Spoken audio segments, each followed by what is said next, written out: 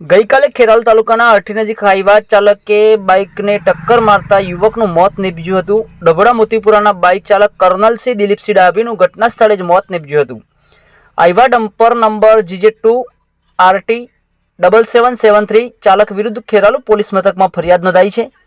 Bike ચાલક મૃતકની લાશ Kheralu civil હોસ્પિટલમાં PM માટે લાવવામાં આવી હતી. ત્યારબાદ મોતીપુરા ગામના કર્નલસિંહ ડાભીના શોકમાં સમગ્ર વિસ્તાર ગમગીન બન્યો છે.